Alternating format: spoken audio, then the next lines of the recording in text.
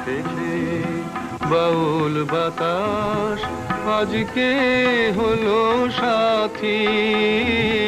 সাত মহলা স্বপ্নপুরীর নিভল হাজার বাতি।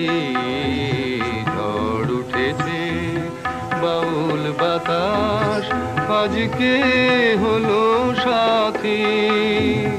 সাত মহলা স্বপ্নপুরীর নিভল হাজার বাতি। ঝড় উঠেছে।